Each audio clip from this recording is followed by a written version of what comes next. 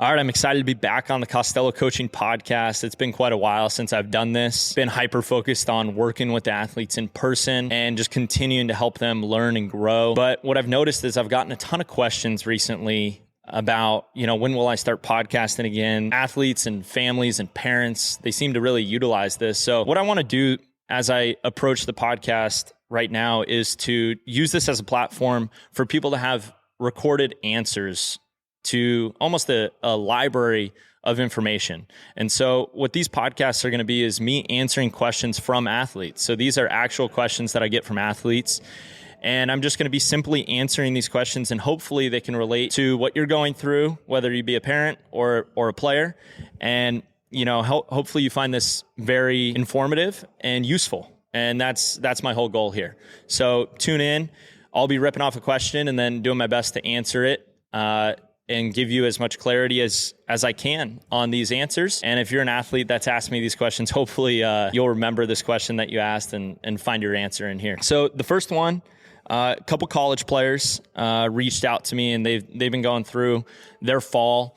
And I found the first question to be really intriguing. It comes from a player that I've done a lot of work with, and he said, "Tommy, how do I start looking productively at failure and start removing my ego from the way that I'm looking at my failure?" And so what I'd say to that athlete is the biggest thing is we want to go look at our failures from a neutral perspective. And so what that means is when you're looking at failure, you either could attach some emotion to it, or if you're looking at a positive outcome, you could attach emotion to it. And the biggest thing that we want to do as an athlete is look at these things objectively. So be in the reality of what really happened and what really transpired. Because a lot of times we could go through a performance and we could think that it went a certain way and feel that it went a certain way, but in reality, it went a different way. And so my dad always said to me growing up, just run back and watch the tape. And so in football, they say that the tape never lies and the film never lies. So what you could do is if you're attaching a lot of emotion to the outcomes of your results, what you could do is you could begin to detach your emotion to it and just look at the data of it. Look at the data of the results, and then you can strategically approach those outcomes from an objective lens rather than attaching your thoughts and feelings to the results that you're getting. So that's number one, how to remove yourself from the performance and just look at it with a clear lens. The second question that I found really intriguing was, what's one piece of advice you wish you would have received when you were playing? What's one piece of advice I wish I would have received when I was playing is that just because someone had success and had a success story doesn't mean that my story needs to be the same. And what that means is a lot of times we feel like we need to stay on the same path as the person that we're aspiring to be like. So we could read someone's biography, we could read a Sports Illustrated article, we could watch a YouTube video and see this person's sequence of success and feel like we have to follow that same path. Oh, he went to a Division I, and then he got drafted in the first round, and then he made it through A-ball, and then he made it to AAA, and then he made it to the big leagues, and he debuted at 25 years old. Well, not everyone's path is going to be the same. And so we can find inspiration in other people's stories. So whether you're a junior college player right now and you find success of, wow, look at how many big leaguers went to junior college, like I can do it. That's great, but you're not going to have their path. You're going to have your own path. And what that means is you got to accept the fact that you will create your own path and you will create your own story. And maybe there will be a player that's younger than you or a person that's younger than you that can look up to your story and find inspiration and find growth. But the focus shouldn't be on repeating someone else's journey. It should be on truly creating your own. And that goes for anything you're really doing in life. I think of myself as really, when I was starting this business, not really wanting to follow anyone else's business plan. Really just kind of organically being in the lane that I wanted to achieve in and how I wanted to help people and staying focused on that. And then it helped create the business that I have. So those are the big focal points, is that the biggest piece of advice that I'd give that person is accept the fact that you're going to create your own path and that you're not trying to just follow someone else's. The next question that we highlighted over these past few months, it came from a parent. And they said, what are the biggest changes you've seen in baseball training over the last decade? So the last 10 years, 2014 to 2024? Well, the biggest thing is data and information. And that goes for the whole world. The whole world has more data. The whole world has more access to information. And where I see that show up is two things happen. Kids, specifically high school or college players, young players, even pros, will come in and have a ton of information, and they'll either be confused by the information or overthinking the information. When there's so much data and there's so much information out there, it's hard to condense and be focused on one singular thing at a time. There's so many YouTube videos and content pieces out there that can help you maybe throw harder or lift more. And there's a lot of good information out there. But how to really hone in your focus on what you're looking at is the biggest change that I've seen over the decades. So really the skill that someone needs to acquire is being informed themselves, being educated, and approaching the information that they're seeing online or on social media from an educated perspective. So you have to have a baseline of intuition, a baseline of smarts when it comes to looking at the information. And then you got to know what to do with it. So you got to know how it's either helpful or hurtful to be consuming it. So I've seen a lot of players just straight up delete their social media, stop watching YouTube as one approach. I've seen athletes overload their information. I really think it's a fine balance. Finding some quality people to follow on social media is really important, but also eliminating those voices that maybe aren't that productive to listen to would be the biggest change that I've seen. And then on the floor with training, utilizing some really high level tech within the training. So for example, for us, utilizing the VALD system has been a huge game changer for us, meaning we're looking at force production, reactive strength index, maximal strength, and this can help us really hone in and detail a program for the athlete.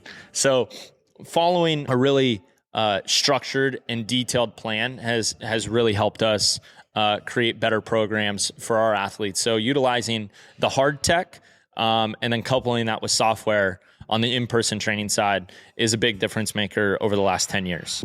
Okay, this is a question from a high school player, and he said, how do you balance pushing an athlete hard without risking burnout or injury? Okay, this comes to make me think about one word, and that's environment. I think you can get burnt out from doing something if the environment isn't one of productivity and positivity. So if your environment that you're showing up in every day is a place that is positive and a place that is productive, it'll help you avoid burnout. And that is really, really important. That's the culture that we try to create within the building that we train the athletes in person is a place where they can truly be themselves. So no parents are allowed in here. It's just the athletes. If they want to come in here, rip their shirt off, flex in the mirror, do what they want to do and be themselves, that's the culture that we've instilled, which helps them feel comfortable in this environment. And it also helps them be consistent because they can consistently be themselves. And when you have to show up and act like someone who you're not, that can get tiring. And that can get emotionally tiring and physically tiring because you're always trying to perform for someone else. So really just putting it back on the athlete that this is not to burn you out or push you too hard. It's just the criteria of what is required in order to achieve at the level that you want to achieve at is going to require consistent work. So if they can show up to a place that is productive and positive, then it allows for the consistency. And then the consistency will breed the results. And when you get the results, then you want to come back to what created those results. And so really that's the goal. So if you feel like you're being burnt out, take a step back and say, is the space that I'm showing up to on a daily basis, whether it be my high school, my college team, my professional organization, am I being productive in that space? And is it a positive space for me? And if it isn't, you're going to have to control your own environment to make sure that you're hyper-focused on being productive and that you're really controlling your language, that you're bringing the positivity to the space to help change the culture. And if you can change the culture, then you can show up to a place that is healthier for you to be. And I think that's really important. And I think that is truly how you really avoid burnout. And that's how I avoid burnout for myself. I mean, I consistently work from 6 a.m. to 8:30 at night every single day with couple hours in between. We've talked about that on this podcast before, but I'm so lucky that the people that I show up to work with are extremely positive and we're extremely productive. And I grab energy from those days rather than being depleted. Next one is, what are some common mistakes you see athletes making when it comes to training and recovery? Okay. Really, the biggest mistake that I'll see high schoolers make is they're hyper-focused on the training, not hyper-focused on the recovery. And the best form of recovery, is free. Everyone has access to it, and that's sleep. You could get every fancy modality to help aid your recovery. You could get every foam roller and ice tub and sauna and all those great things, every supplement there is. But there is nothing that can replace sleeping. And sleeping on a consistent schedule. That's a big missing link, is a consistent schedule to sleep. And we'll see guys, they talk about it because they come into the building, they're tired, they're yawning, whether it be the morning or afternoon, and they're crushing caffeine. The big thing there is that they're not getting to bed at a certain time. So there's got to be a certain point in the night that you put down the video game controller, you put down the homework, and you prioritize sleeping. The training side, there's plenty of great programs out there. There's plenty of great models. The biggest thing with training is the number one word is consistency. As long as you're being consistent within your training and you're recognizing the benefits from your training, you're recognizing what the training is doing for your baseball. And if you can be consistent with that, that's great. So it could come in so many different variations of exercise, so many different variations of styles of training. But the biggest thing that I notice is young athletes, professional athletes, collegiate athletes are really lacking on the discipline of the best recovery system, which is sleep. So setting up a consistent sleep schedule can really help you improve your performance. Next question here is a little bit multiple directions that I could take this. So I'm going to take a little bit more time in answering this question. But it's at length. And I'll just read the text. He sent me this text. Caring so much about your work ethic and process, almost being obsessive, how would you define being able to separate that control while playing a sport like baseball, where you're not in control and being free to let it fly and play loose? So in short, I'm hearing someone say, hey, I'm working so hard, I'm putting in all the work away from the field, but when I show up to play, I'm tense and I'm tight and I'm not letting it loose. I'm not playing free. Look, if there's anyone who knows exactly what that is, that's me. That's something that I really went through. I put in every hour away from the field, but when it was time to compete and time to play, sometimes I overthought that, and it really affected my performance. And I think the big thing when it comes to baseball in specific, or really any sport, is that you got to give yourself room. And the way that I think about this is you got to give yourself room in your brain in order to compete. And so if you're consciously trying to remember the things that you did in your training, or you did in your mental preparation, or you did with your coach, and you're showing up to the box, or you're showing up to the mound, or you're showing up to your position with all those thoughts, there's no room in your brain to compete. And I bring it back to actually pool training. So doing pool training is like, for example, when I do pool training, you're grabbing weights, you're going underwater, you're trying to control your breath, you're being powerful, you're getting some air, and you're going back and you're giving max exertion with limited air. So the reason that I bring up that is because if you are not calm at mind and calm in your heart rate and focus purely on the exercise at hand, you will lose oxygen. Because your brain, when it goes to work, requires oxygen. And so when you're thinking really hard, you're using that oxygen in your brain, and you want to be able to utilize that in your physical performance. And so when I'm really in the zone doing pool training, I'll end up having almost a blank mind, not really thinking about anything else. Some call it flow state. And I'm just in this flow where I'm in control of my breath, I'm in control of my heart rate, and I can put together perfect execution of the technique that I need to put forward. And so the big thing, going back to the question of how do I play loose, how do I play free, it's more so about dropping all your coaching that you've received, dropping all the advice that you've been given, and letting that go to work. So I have a short story, athlete training, great, love this man so much, Michael Snyder. He's one of the most positive people. Absolutely love this guy. He's been working so hard on a swing change this offseason. He was just in the technical side. He was a little too rotational and would kind of fly his shoulders open.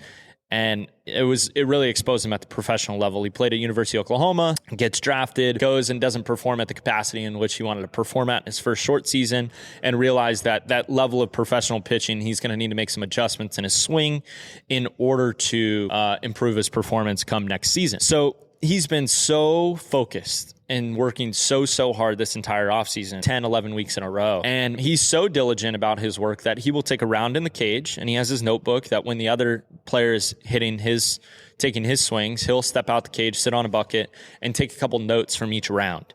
And then he has about 10 weeks compiled of notes of how he felt after each round and what he was working on and what the focus was. Amazing exercise for someone that's trying to make change. They can look back at where they were at and the changes that he was making. So he was super focused on what he's been doing, obviously. And one day I watched him in the cage, and he wasn't that positive, excited person while he was hitting. That's his natural personality, to be excited and positive. He was so focused and determined and clenching so hard on trying to make the perfect swing and the perfect change that I told him, I said, he came out, and rather than taking notes, I looked at him and I said, Mike, you're doing all the training. So in the gym, you're working on the movements.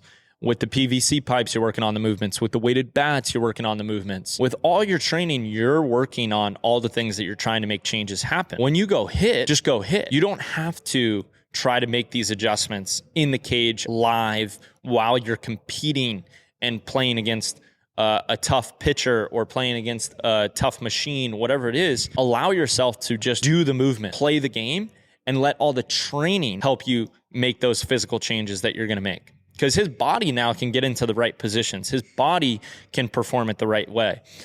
So that's just allowing yourself to perform rather than forcing yourself to make something happen. Just like in the pool, you can't force the exercise to happen. You almost have to allow your body to perform the movement with a calm mind and a clear heart, and just go for it. So to answer your question, how do you put less pressure on yourself from working so hard and playing loose?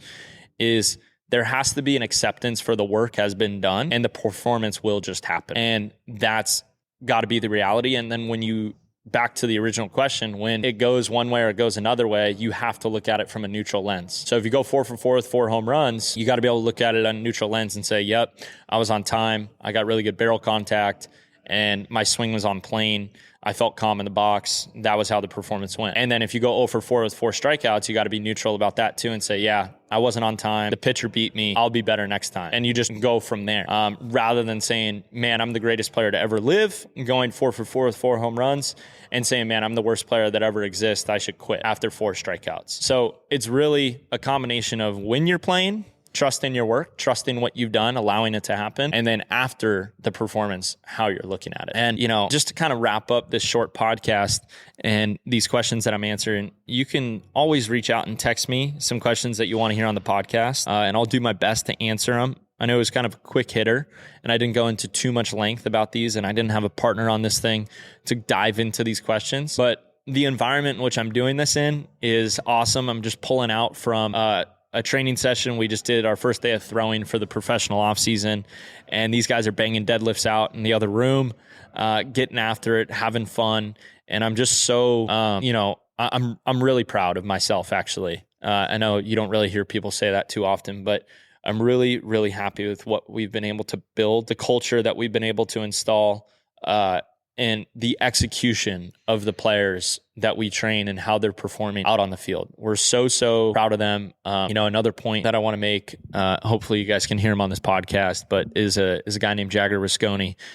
He's been my partner in this thing since June, and he's been a huge piece of growth for me, in a way to connect with the athletes and help these athletes learn and grow about themselves. As you learn and grow about yourself and work on yourself, your performance ends up taking care of itself. And if you kind of understand more about who you are inside and what you truly want to achieve, your work on the outside becomes a whole lot easier. So a lot of these questions, some are technical, some are really deep and personal, but it's more about getting in touch with who you are, working down and in on yourself, self-reflection, whether that comes in the form of writing, prayer, meditation. But when you show up yourself to an environment and create that positivity and productivity, you can really see your results transform. And so that's what we're really trying to embody. And we'll be back at it, hopefully on a weekly basis, doing these and answering these questions. So hopefully this helped you. And if you have any questions, let me know.